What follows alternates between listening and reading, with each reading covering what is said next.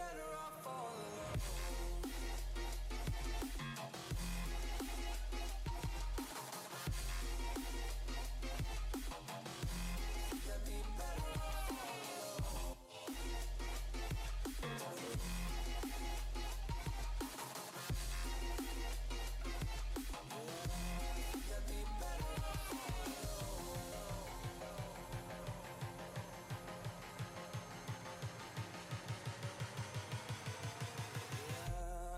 Be better off all alone.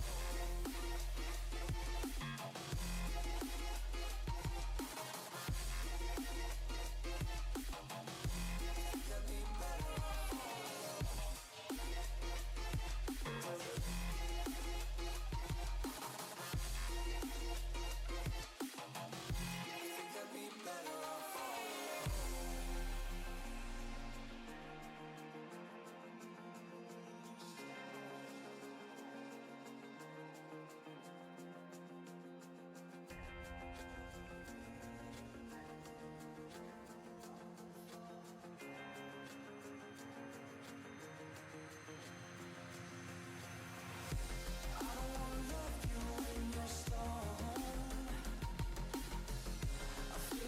Better off on my own, yeah. Well, I don't wanna lose you in the smoke, yeah. I think I'll be better off all alone, better off all alone.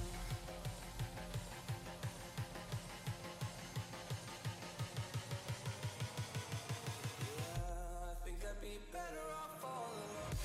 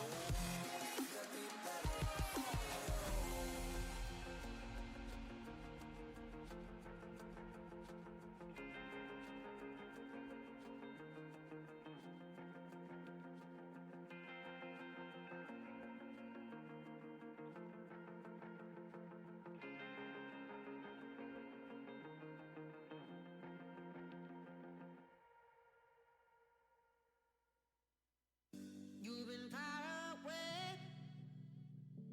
What have you got to say? My heart is on display, but I'm not afraid. Yeah, I'm not afraid. Why you been getting busy? I've been getting busy, trying not to keep you in mind. Now I'm at 35 and suddenly enticing since you came back in my life. I've been waiting for you, been waiting for you,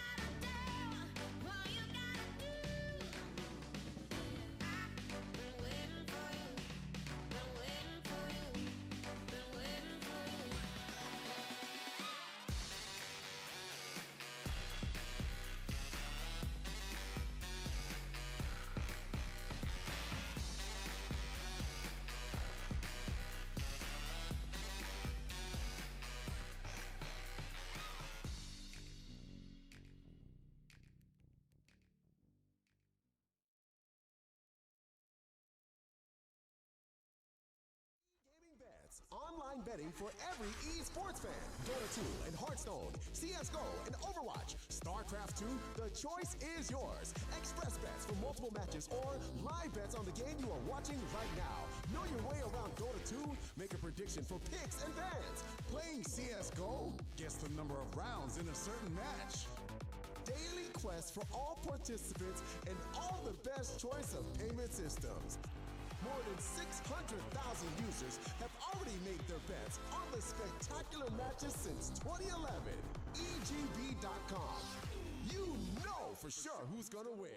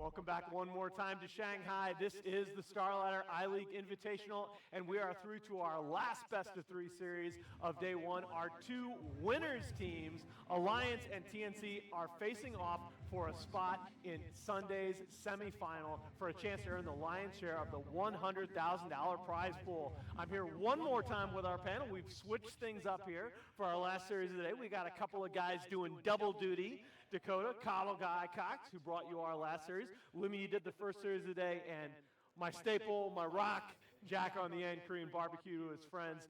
Guys, I got one simple question for you. Who have you got? Well, this is a rematch, right, from WESG, Yeah. and I gotta say it's gonna be tough to call. Based on already the drafts, both these teams are happy to Oh, experiment. come on, a you're bit. being diplomatic. I want to hear somebody who's getting I mean, crushed. I'm excited Come on. about this because I look at a team like IG and you look at VGJ, and I feel like they're still going to work with what their comfort picks are. We got to see, aggressive back on the lifestealer, but we get to see some new fresh picks possibly from TNC and Alliance. So it's hard to gauge who's going to be the better. It's going to be a barn burner, though, guys. All right, I'm going to come and say it. I think TNC's got the advantage because I feel like they're the team that's trying to end the game early or have very proactive strategies. Because if you look at the way that Alliance logged through that best-of-3, I felt like they had like a couple of sloppy plays. Right. When you're trying to end the game in 20, 30 minutes just mowing down towers, the chances of you making sloppy plays is going to be much lower. So I think that right now, even though TNC isn't as good as the TNC of the past, like when they're winning WESG, they're just killing you in 25 minutes, just hitting towers.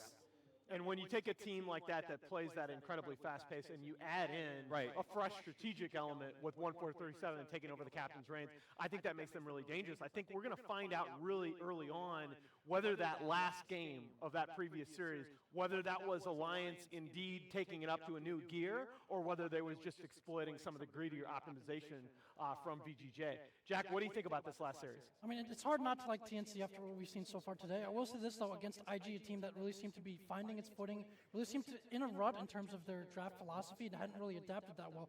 Maybe a bit deceptive that TNC did so well against them. I feel like Alliance has a lot more draft diversity. They have more things up their sleeves. We've seen that recently as well. So maybe better answers in the draft, and maybe in that case it becomes a tougher game for TNC. So I think TNC still looks better right now, but who knows how the games could go. I would agree with that. I mean, TNC seemed a bit more polished, even though they have the fresh face Theben on their squad. But even though I would agree with Jack that Alliance have more drafting options, I feel like the drafting is more polished for TNC. Maybe I'm looking too hard in Alliance's first game of that previous series. It just it didn't quite just fit together as easy as it did for VGJ in that first game. I'm on board with you there, but by the same token, you're talking about a sample of 2 observations for TNC's draft, right? I mean, those were, other than one game that they got to play at the hotel last night, those are basically their first games as a squad this morning for TNC. So I think it's going to be, are they going to go back to that Jakiro Open as a gimmick, or are we going to see more strategic diversity continuing those successful drafts? I would wager if they are given the Jakiro, they'll probably just take it again. Okay. I mean, Demon was excited about it. It wasn't like he built up this love for Jakiro and he's like, I know this is going to be the hero. He's like, I just wanted to try it. It worked. It felt great. I had a good time. It's a hero that we didn't get to see a lot of play, and it feels really good here. He said overall the patch feels good. So I think that unless they ban it, which I could also see Alliance banning it, don't give them anything they've already felt comfortable with. But if they don't ban it, they'll probably go for it again. No, we talked about that in the previous series. I'm a big believer, especially earlier on in the patch. There is only so much scrim time. You make a team play different stuff. Don't let them play what they played well this morning. That's what Alliance just did against VGA. The same bans to open the final 2 games. I think was Kunkka and Tide both times. It's kind of like, all right, we could take this as almost a reset button. You beat us with this.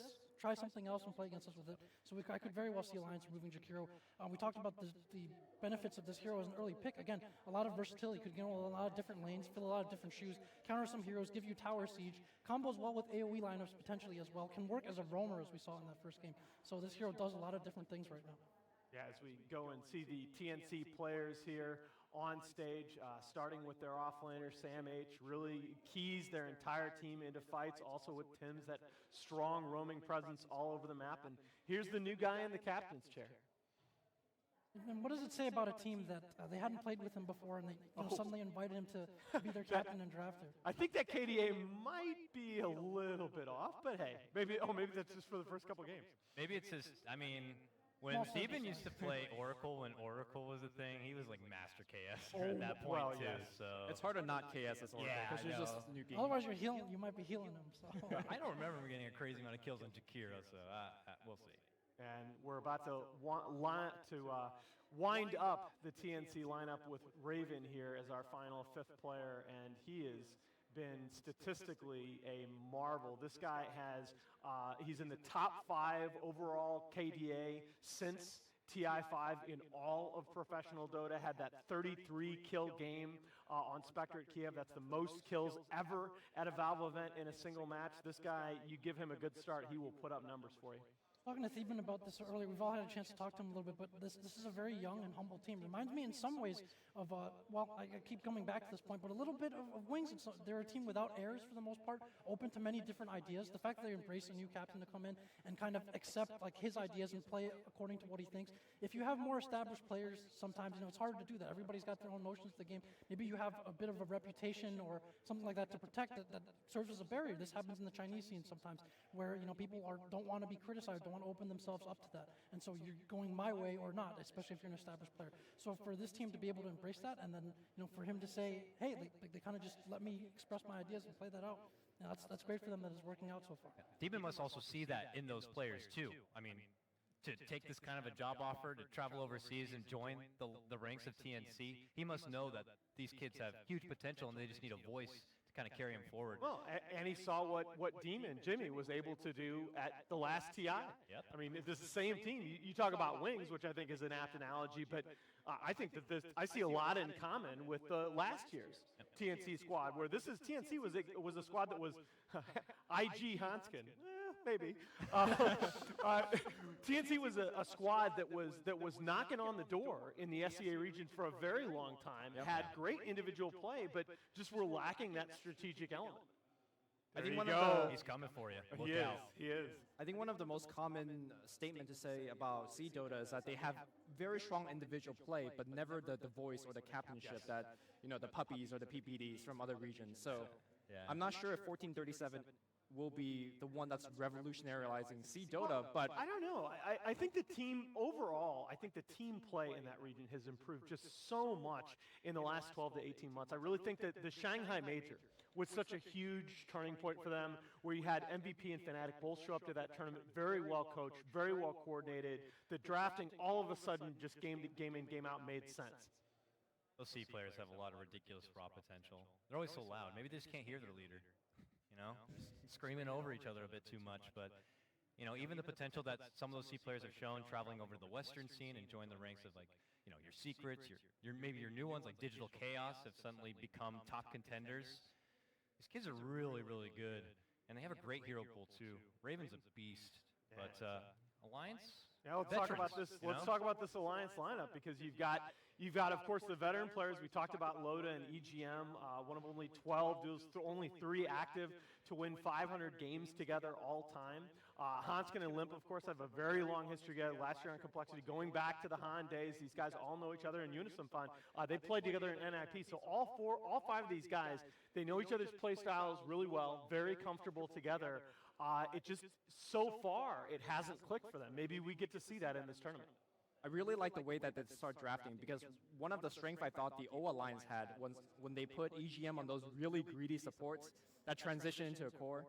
Today, when they open up with Windrunner and then they had that support Leshrac, I'm like, yeah, EGM's back. So I hope they keep doing that because I feel like he's the type of player, if you want to compare him to AUI, like he is the AUI for Alliance, and he will become a core. And I like to see more of that. I think he's very strong with that kind of play style. Well, once again, at the bottom of the screen here, you're going to see our odds from EGB.com, our sponsor. Shout out to them.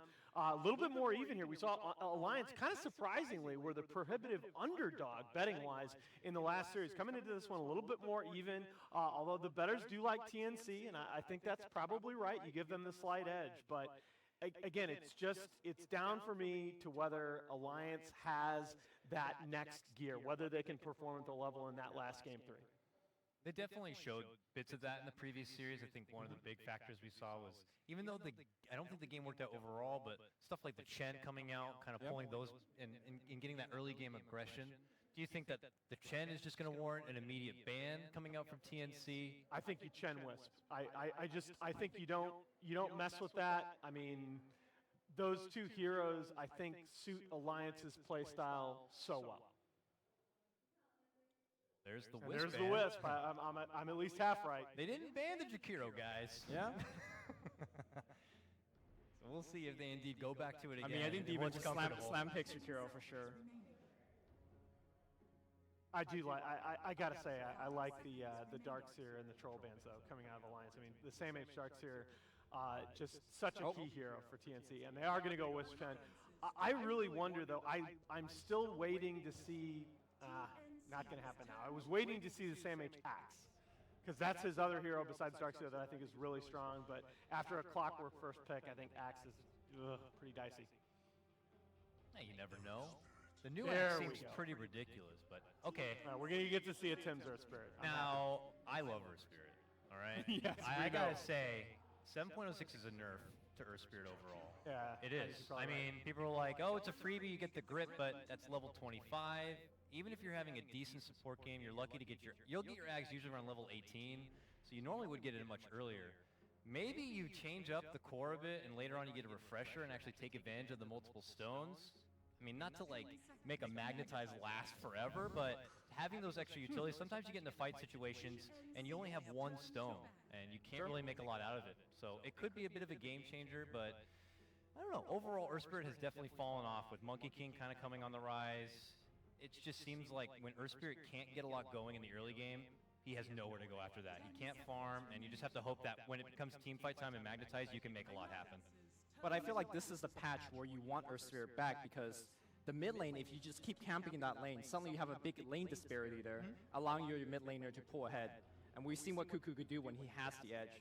Now the question is, oh, Shadow Fiend's banned out. That was what I was going to ask. Are they going to take out the Shadow Fiend to prevent that combination? Because last game, what was it, 12, 15 soul, he came out, extra 30 damage or so. So And cheesy. Yeah, but you know what?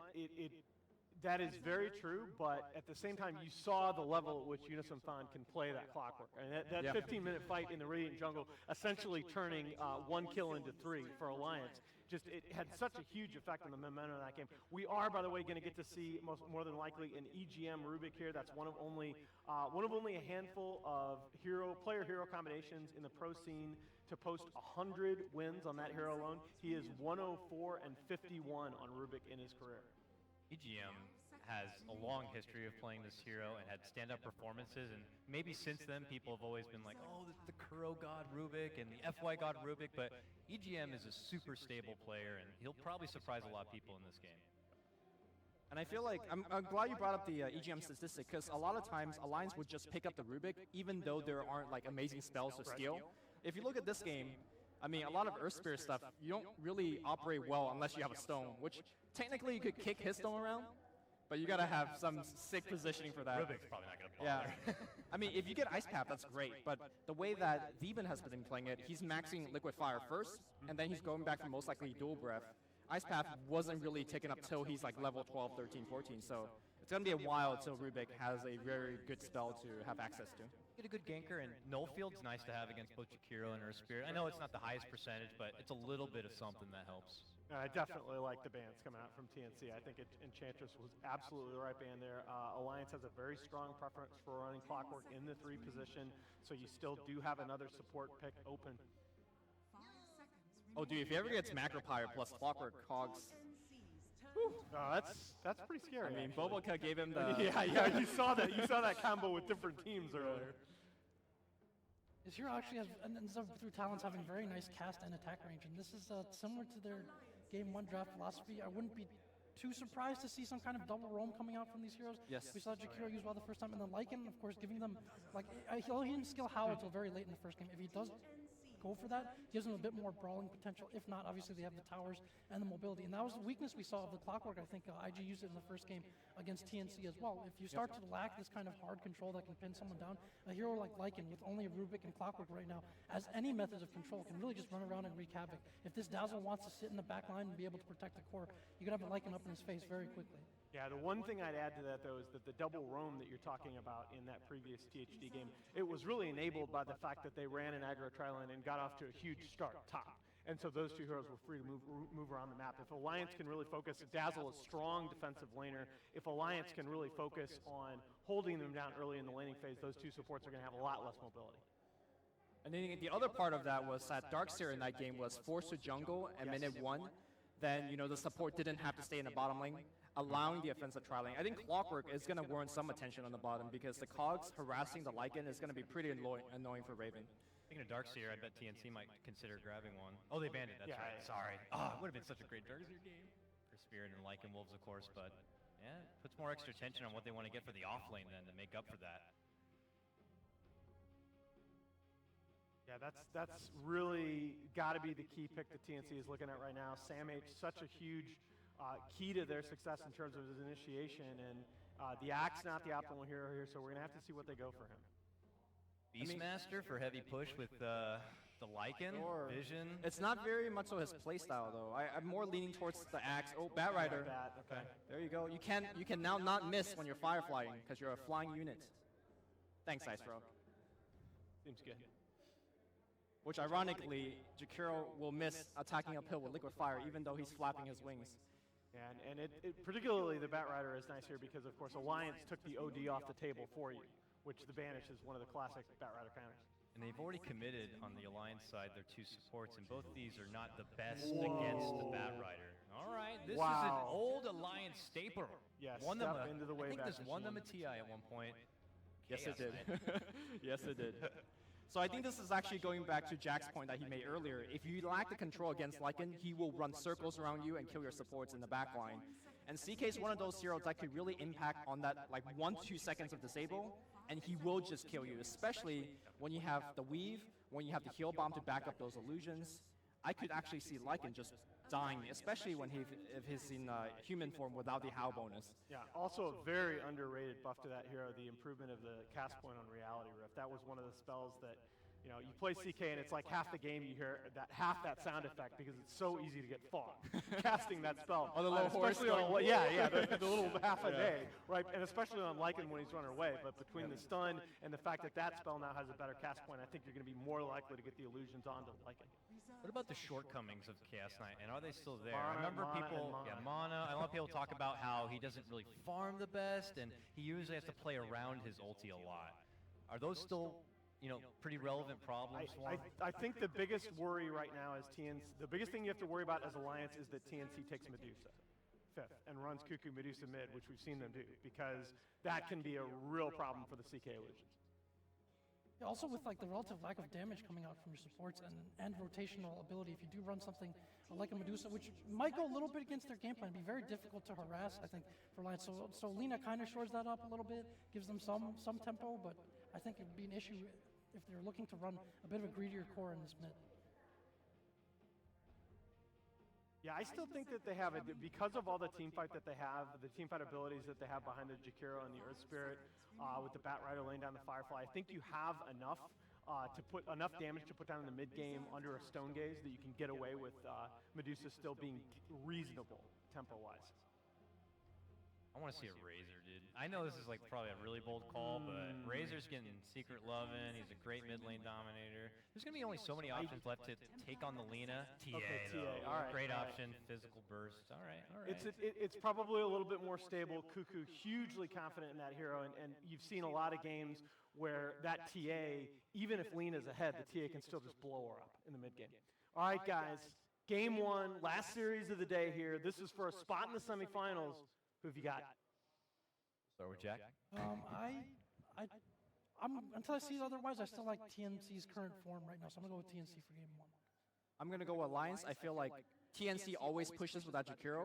Jakiro is going to go up to the tower, and he's going to get reality rifted, and he's going to get blown the hell up by the Laguna Blade. I think Alliance is going to start the fight 5v4 every single time, and they're going to blow up TNC. I will go with TNC on this one. I feel like their push will be successful and will be able to play around the CK and avoid those reality rifts. Yeah, I'm going to agree with the majority of you. I'm going to have TNC. I think that CK is very vulnerable to a slow start in the laning phase. He's a hero that if he falls behind in the early game has a horrible time catching up. But this is going to be a close one. 2 good teams for a spot in the semis. Last series of the day. Let's throw it over to our casters. Here are Lyrical and Merlini. Oh my goodness gracious. Merlini, we're here. There's lights going on. There's numbers counting down. Dota 2 is about to be played. TNC versus Alliance. I don't think a lot of people would have expected that this was the match that we were going to see at the end of the day today. Especially not the Chinese fans. There's no one here. They'll all be here tomorrow, though, for that lower bracket match. Yeah, well, day after for the lower bracket. Oh, yeah, maybe day after for the lower bracket. There'll be a couple more. Newbie's going to be here tomorrow as well as some more. But right now it's TNC versus Alliance. And, you know, this is a couple of teams right here that can get incredibly aggro in the early stages. You talked a little about you were expecting the TA pick. Do you think that that's going to take them over the edge? It's rough versus CK. It's a weird matchup, I think.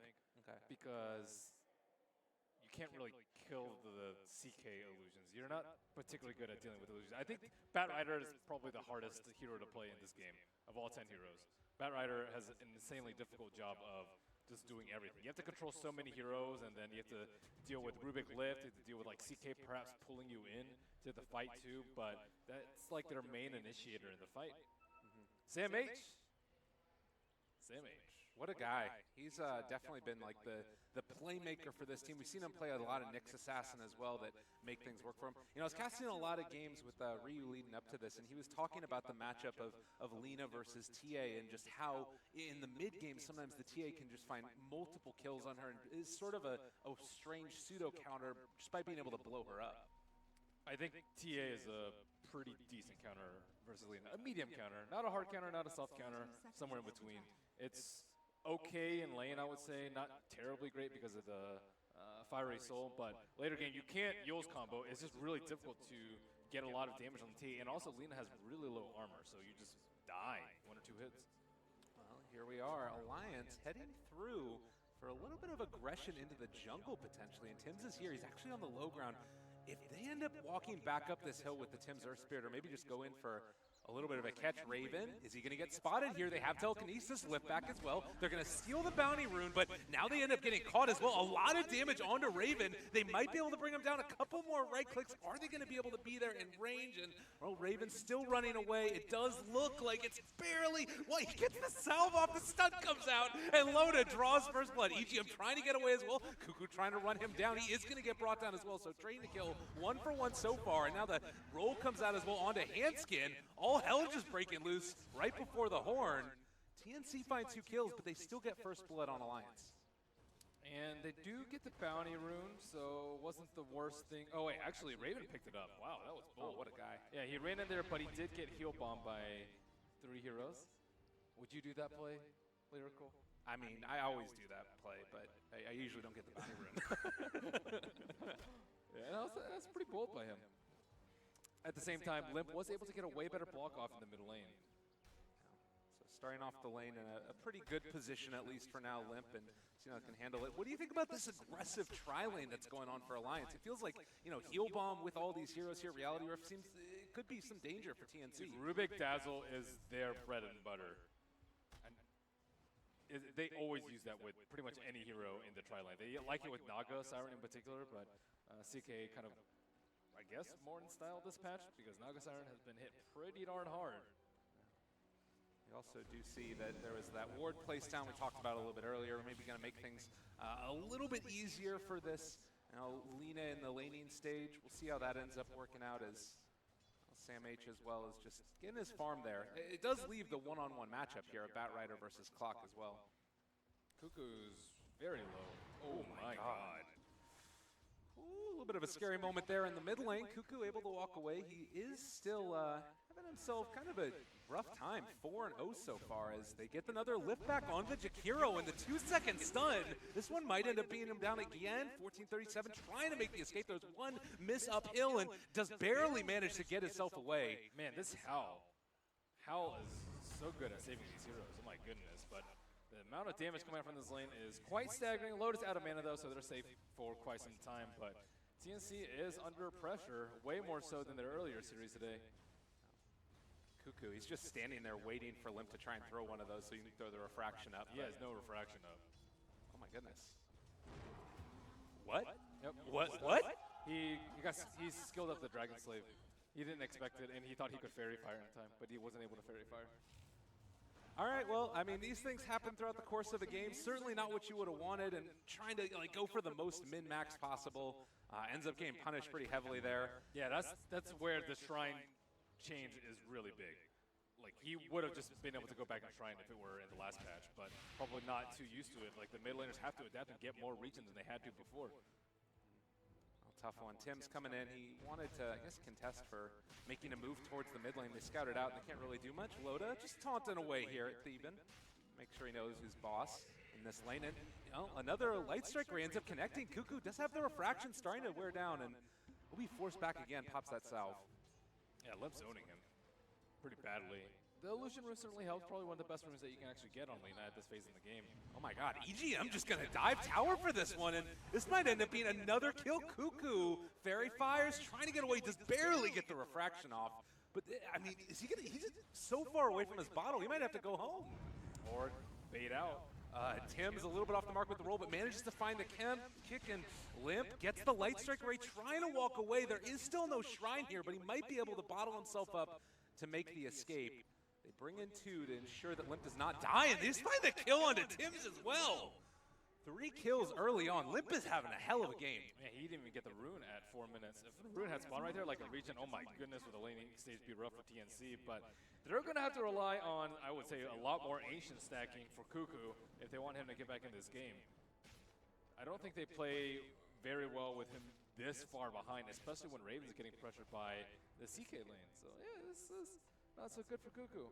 And they need stacks for old Batrider. Batrider been pretty quiet. He has gone for the arcane boots early. Yeah. Well, I mean, yeah, this is a really tough situation to be in too as well. I mean, because like in certain way he wants to be able to farm and keep the pressure on the lane up there, the Batrider, and it just feels like they need so much on all of their cores and they're not able to get almost anything out of the lane stage. I mean, you've completely forced everybody out of the bottom lane at this stage. Lycan's jungling. Yeah. In the top lane though, you still have Batrider doing decently. He has a TP scroll in case things get a little bit hairy. I think once he gets level 6, he can TP down bottom and destroy these heroes. He's very good versus Grave, very good versus CK before he has his level 6. Oh man, and this hurts right here. EGM just soaking up all of Raven's experience, and I mean, we saw that Lina's also about to get to level 6 as well relatively soon here. I'm wondering where we see the sort of movement around the map for her if she just keeps dominating the lane. Up top here, they might be able to bring down Jonas. This would be a big kill for TNC, and they are able to find it. That rotation coming in from the Jakiro, and mid lane a little bit off the mark with that Light Strike Array. Cuckoo gets the refraction burn. The Tim's rotation means that Lions can't really charge for it. That was really close. TA, no refraction charges against a Laguna Blade that would be coming out from the Lina. And Limp is one full level ahead, and Cuckoo is just eating slave after slave. Tough situation. Oh, I like this as well. Raven going for the deny on his wolves, getting that little bit of extra experience. You'll have to see that. So, well, building for the Treads. Limp is 1437 is wrapping around. Actually drew the aggro from the Ancients and a stun to follow if they wanted to go for it. Light Striker manages to hit, and well, now Laguna Blade turning it back around. They find the stun again. Limp is still being chased, but you do have Handskin in the area as well, and that rotation is not going to succeed. TNC still struggling to find these meaningful kills and stop the snowball from Alliance. Man, if he had drums there, it would have been probably a kill, but nope. He has still the Arcane. Arcane is just very strange on Batrider. Aether's pretty good, but generally you need like the Blink or Force Staff first. And I guess ever since the nerf of the Shrine, you again need to go for more regions, so another adaptation to 7.06. Jonas just going to go for a straight-up run at 1437. They're going to bring him in, and nice kick away, but he has hookup, trying to run down the Jakiro now. Tim's wanted to make some good plays, but now he's in a little bit of trouble. EGM, can they run this guy down? You have boots up, but it looks like Sam H is going to come in and put a kibosh to it. Almost finds the kill onto Tim's, and now they end up pushing the Batrider to the low ground as well. Jakiro comes back in, wanting a little bit of revenge for his recent death. Light Striker Ray stun. They do find that kill. Yeah, Jakiro is so low level at this point that he was just back so quickly. They also nerfed the early death goal too, so he didn't even lose that much. Much better for them to kill the level 6 Clockwork. You do have to be careful with that sort of comeback mechanic that ends up coming about as Raven, they pop the ulti from Loda. Only one illusion. Yeah, that doesn't feel great. Although it might be enough if they think about diving this. Oh, Wolves to block it off. Oh, nice play by Raven there to keep himself alive. And now Tim's rolling in. They do have initiation if they want to go for it, but it looks like they're just going to hold on for the moment. Lena is circling around. All they need is a stun on someone, and they are going to get crushed. Oh, God. They just finished the Midas as well for Loda. They're moving in onto Raven. They have all the vision in the world. You can try and hide the best of your ability, but they will kill you off, even without the Laguna Blade use. Alliance are just dominating this early game. They cannot defend towers. Where is their anti-push? It's pretty much just going to come out from 1437, who is going to try and push top at the same time. He does max liquid fire as he hits level 5. But hook shot in towards mid. They found Cuckoo. He's caught in the cogs. Limp is here now as well. They're going to be able to burn through all those refraction. And again, saving that Dragon Slate. Like, they can just keep the momentum going here. Cuckoo is feeding. This is feeding territory, I would say, with like just how underfarmed he is at the moment. Still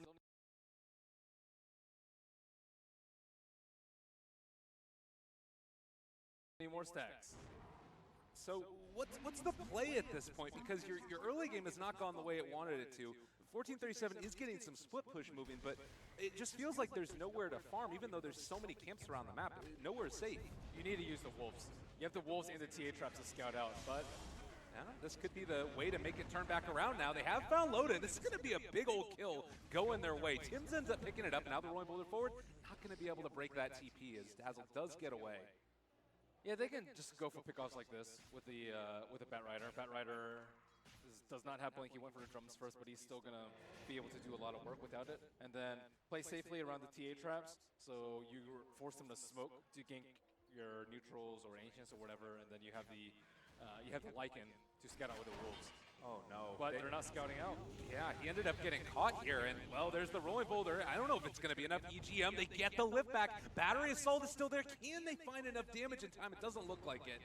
So TNC get away with that one. Everybody escaping. His Wolves are just dying nonstop. And a lot of the times, it's just absolute hell playing Clockwork versus a Lycan because the Wolves are always blocking you, but not this game. I've seen Raven with better Wolf micros, so I think he's just trying to prioritize his farming instead because he feels like he's very underfarmed, which he is. Yeah.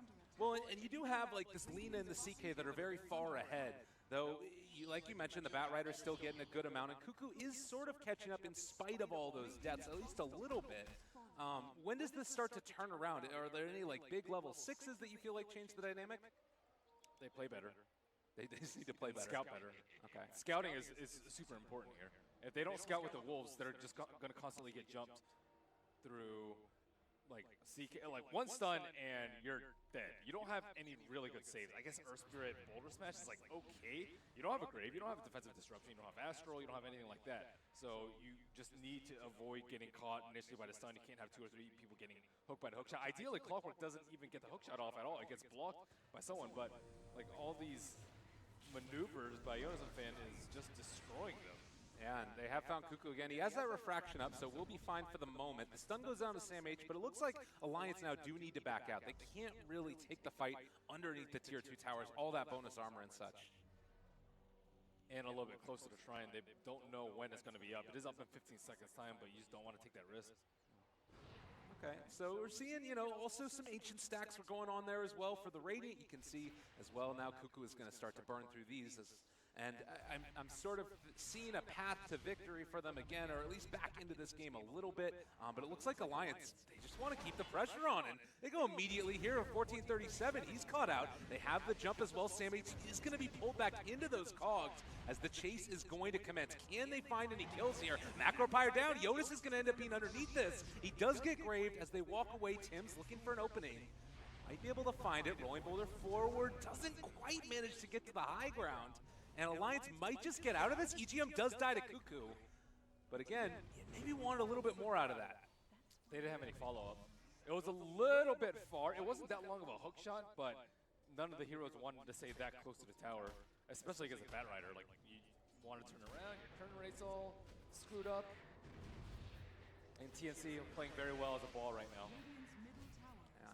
Feels like they recognize the problems of that laning stage, broke it down, and now are starting to, you know, get back to what they need to do. Next couple of minutes here as Alliance, what do you need to do to try and secure the little bit of a lead that you had built up? Is it sort of go for pick-off plays, or do you need to just sort of split push now that TNC is sticking more together? I think they should blow through a lot of their smokes right now. The problem right now, if you're Alliance, if you lose 1 or 2 fights in the next 5-10 minutes, you're going to lose Roche very, very quickly. And although they do have the Clockwork hookshot in the rocket to kind of defend the pit, it's not going to be good enough versus TA and versus Lycan.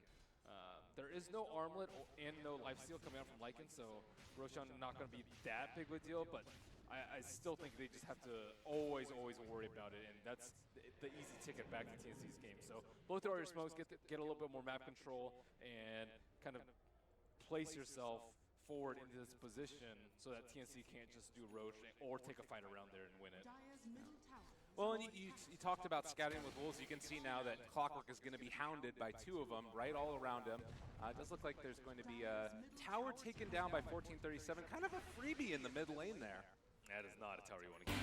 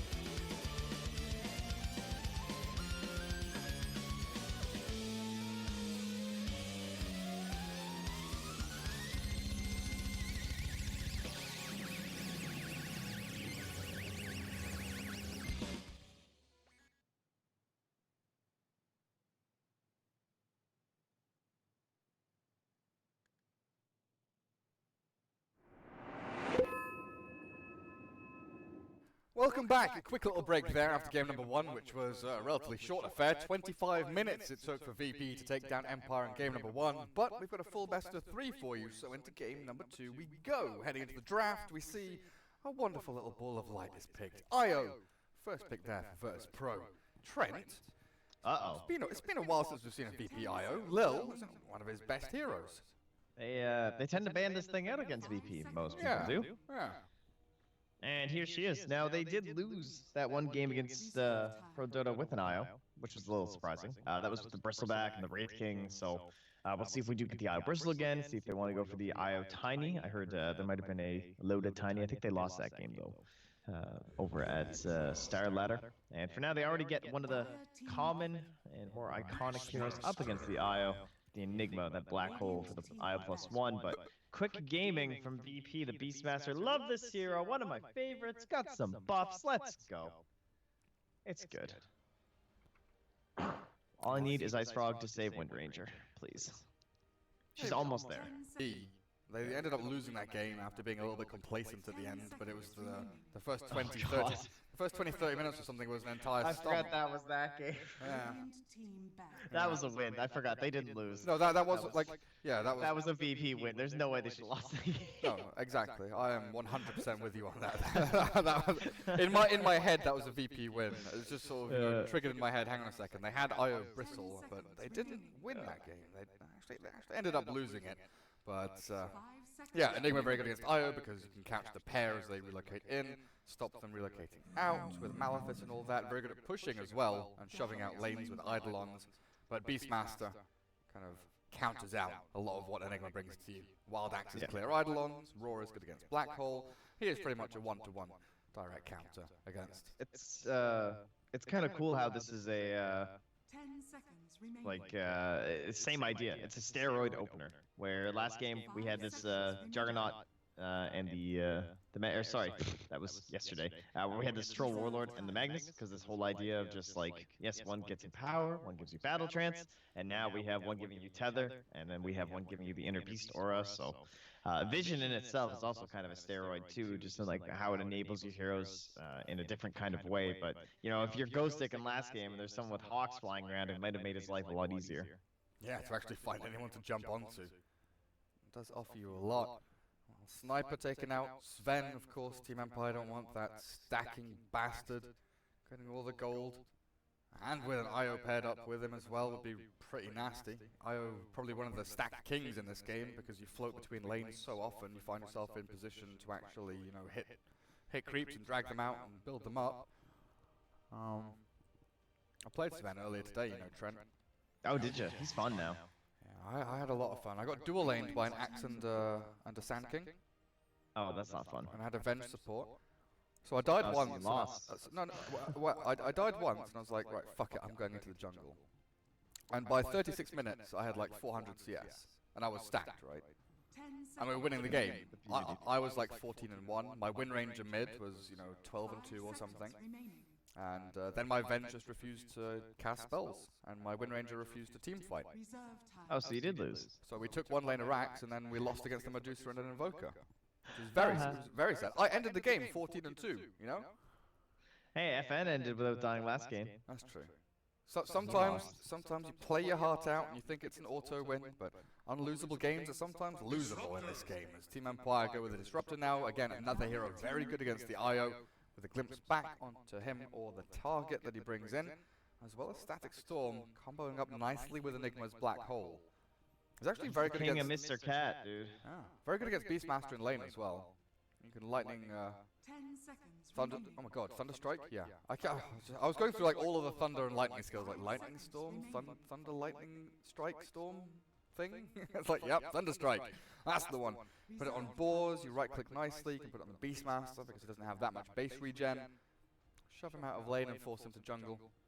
I'd like to point out that Disruptor has won 8 games in a row on Mr. Cat and has not lost. Oh yeah? Yes, I'm just looking at it now. 9, actually. He even won in the Chip +4 game against Pro Dota. I'm going back now 11 days. Yeah. Strong hero. Pardon me. Strong yeah, hero. yeah, he actually has not lost in Mr. Cat. Especially for CIS teams. They've been playing this since the dawn of time. You know, you think back to maybe even 2 years ago for, you know, D2CL or the defense or those tournaments. CIS teams kind of pioneered the old Slardar Disruptor Sniper combo with amp damage, Thunderstrike, glimpses, and assassinate, all giving long range, almost global vision, and being able to drag people back and pick them off. It was very good. But VP with Bane, classic combo there with the IO. You go walk around as Bane, you pretend to be suiciding, go on, you know, kind of aggressive warding missions, but then you find someone, you nightmare them, then you relocate in, then you get a kill with Fiend's Grip. It all looks good for you, so VP definitely ramping up for some kind of global pick, kill, and play kind of strat here, as Empire, natural Lincoln's carry there with the Weaver. Exactly. You need a Lincoln's this game at this point. It's like, you can't go without one. I'm sure Enigma would probably get one over BKB at this point, honestly. It's going to do more for him.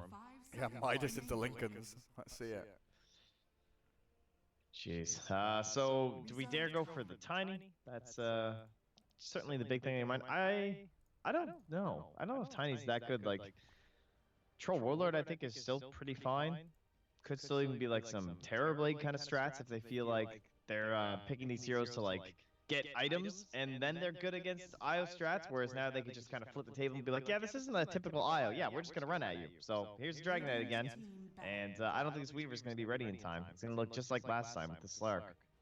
Yeah, Team Empire relatively slow-paced is what you're getting at. Yeah.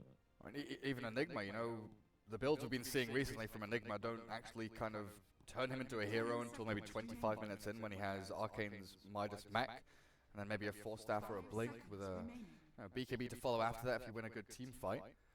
I'm actually looking at maybe even a Wraith King here for Virtus Pro.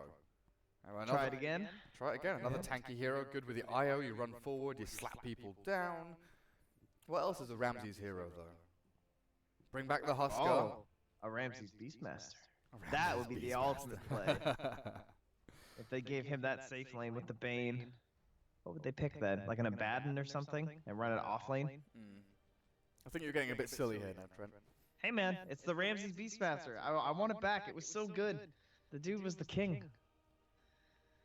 Safe lane Beastmaster player. Let's see. Wraith King definitely sounds pretty legit, if I had to be honest with myself. What's some control that can come up from position 1 We have this, and also sidestep? yeah, we have this issue all the time, right? Is it going to be the Slardar? They tried the Slardar before, it didn't work out for them. Don't think Drow's worth. I'm thinking like, because you could have the silence, right? That does skip out over Lincoln's. Yeah. I'm not too sure. Would be interesting though. I mean, if you've got like raw damage, sometimes you just don't need it. You know, Weaver, like you said, takes a while to actually do any damage. So if you kill the rest of his team and he's alone, who cares? You got Lincoln Sphere, we can't kill you, but you can't kill us. Could just PA. Oh yeah, I like that. BKB. I do like a bit of PA. Shit, and like Inner Beast and Tether by BKB. Like, what else do you need, honestly? A little bit of minus armor to start things off, and then have a pretty fun time closing this one out if that's the way they want to go. What do they ban? Ban the OD, oh yeah, okay, that's an intelligent one. Very good against everything here. Save people from Fiend's Grip, you slam the DK, save people from Raw, Astral. Just so many things you can do with the Outlaw Devourer, and it's going to be a Luna. Hero that we kind of forgot about, but with all of the stacks and the creep camps changing, definitely going to come back in a big way. Yeah, she's like Drow with better team fight, better late game potential, I think, in a lot of ways, but can still offer a lot of that same early pushing presence. And Mask of Manus is good. Mask of Manus you buy from the side shop. Yeah. Oh yes. There it is. There's the Chappy Meepo. Here's the Chappy Meepo against these heroes. You could find some... Oh, wait, hang on. No. There's no way. They're That's swapping. incorrect. They're just messing with us.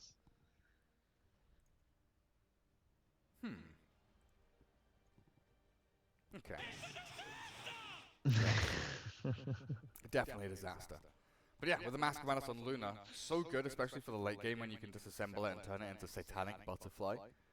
It's huge. Even like Bloodthorn potentially too, honestly. But yeah, more than likely with Luna, Satanic Butterfly.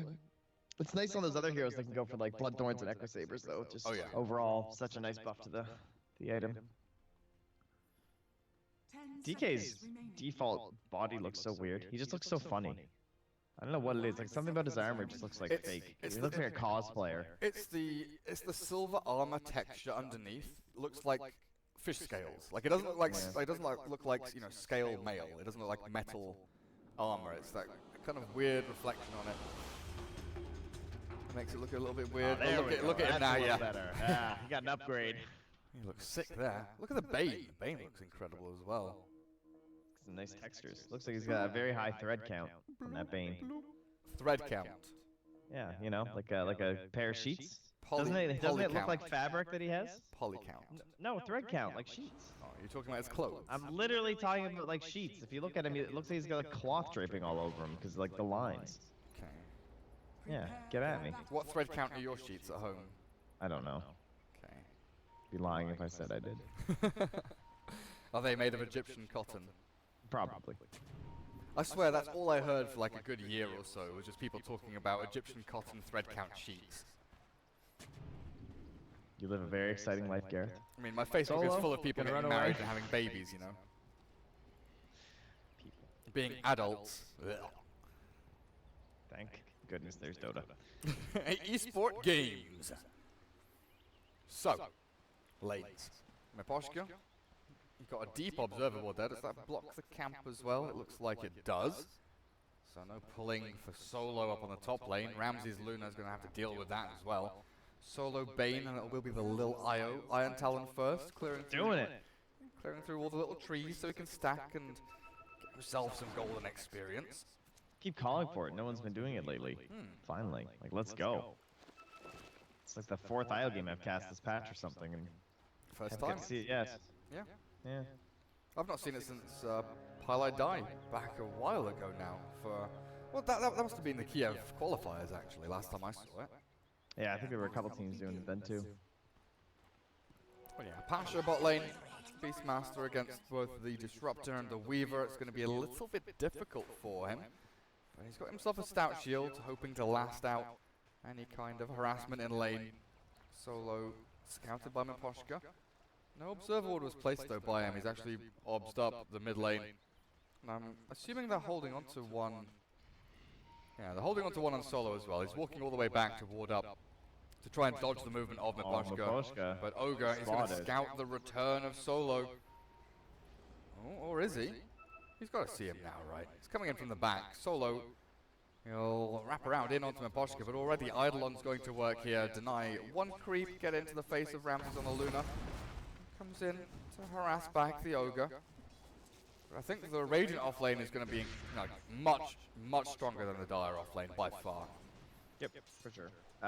Mostly just because of this whole like IO thing, and we talked a little bit about the IO Iron Talon. Jeez, that's a hard one to get out. But we were saying that like Spear Breakers and Ogres are kind of the heroes you want in this situation because they just run in once you figure out that this is happening. And what is IO going to do?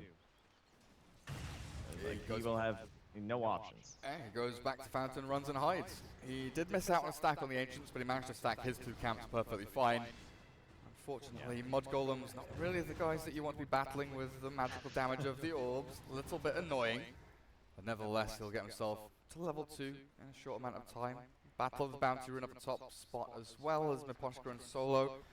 Gonna duel it out here for a position on the high ground. Miposhka, he concedes. Solo with a brain sap, gonna get the better of him there, but now, Attack goes through a tree. He's got boots, and Solo, he doesn't, but he gives up the Bounty Rune regardless. The Bane should get this one. In the meantime, Ramsey's going to go ahead and CS away, but mid lane, Trent, what's been going on here? 15 and 5 for no one. Quelling Blade and Fairy Fire for him, as Chappie, 11 and 1's not bad, but he's struggling a little against this DK. Looks like he has used all his mana though, so like the full Breathe Fire effect coming through, that makes sense early on, I think. Once the poofs start to stack up, that's when there's going to be trouble. Like, he's just going to clear waves like this, and no one not be having the funnest time. Plus, this wave's just going to like shove into DK. Not exactly a hero that enjoys this. Yeah, he'll do fine with the Quelling Blade, I guess. He's not the worst elastic under tower, being a melee hero. No annoying attack animation or anything like that, but it does mean that Chappie, after shoving the wave, can go and farm jungle camps at the same time.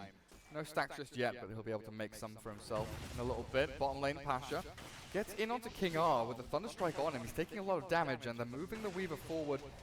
The Sata Blast. If FN had gone for that hit, he might have found the kill even. Oh, it's close. Not having the most success quite yet. Once it gets into level 3, it gets a little bit easier.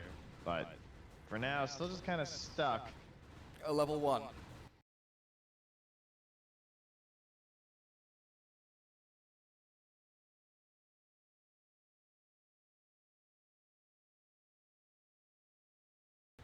Yeah.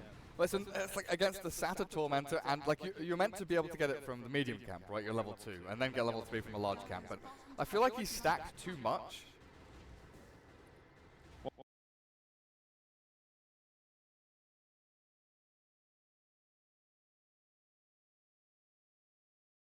Well, at least he didn't get the